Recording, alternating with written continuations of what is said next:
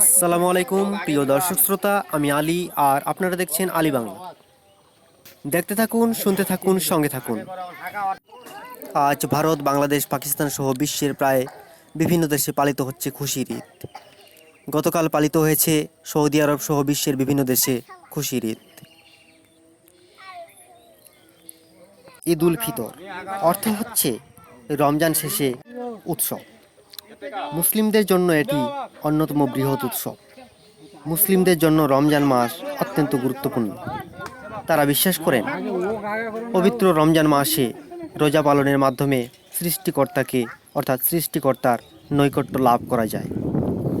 এরই মধ্যে পালন করলেন ইতেকাফ বারক গ্রামের এক ধর্মপ্রাণ মুসলমান ব্যক্তি বারক জামে মসজিদে। ইতিকাফ একটি বিশেষ বৈশিষ্ট্যমণ্ডিত ইবাদত। ইতিকাফের মাধ্যমে মানুষ দুনিয়ার সব কিছু ছেড়ে আক্ষরিক অর্থেই বাহ্যত আল্লাহর সন্নিধানে চলে যায়। রমজানের শেষ দশক তথা 20 রমজান সূর্যাস্তের আগে থেকে ঈদের চাঁদ তথা শাওয়াল মাসের চাঁদ দেখা যাওয়া বা 30 রমজান পূর্ণ হয়, ওই দিন সূর্যাস্ত পর্যন্ত ইতিকাফ করা সুন্নতে মুআক্কাদাহ কিফাহ। কোনো মসজিদ মহল্লায় কয়েকজন বা কোনো একজন আদায় করলে সবাই দায়মুক্ত হবেন, আর কেউই আদায় না করলে সবাই দায়ী থাকবেন। তবে আদায়ের ক্ষেত্রে যিনি বা যারা আদায় করবেন শুধু তিনি বা তারাই সওয়াবের অধিকারী হবেন। 30টি রোজা থাকার পর খুশির ঈদ উদযাপন। রোজা শুভয়ে সাদেক বা ভোরের সূক্ষ্ম আলো থেকে শুরু করে সূর্যাস্ত পর্যন্ত সকল প্রকার পানাহার, পাপাচার, কামাচার এবং সেই সাথে যাবতীয় ভোগবিলাস থেকেও বিরত থাকার নাম রোজা।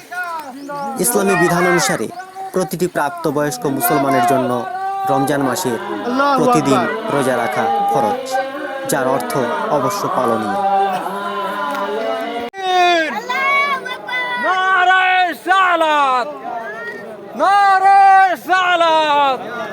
বারো গ্রামের ইতিকাফ, 12 গ্রামের ইতিকাফ।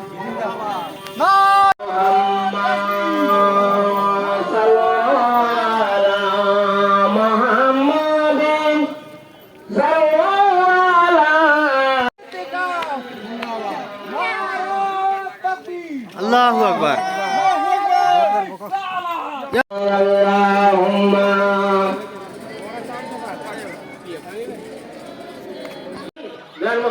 আমি আল্লাহ আল্লাহ নবীকে রেখে এসেছি, বলে সুবহানাল্লাহ।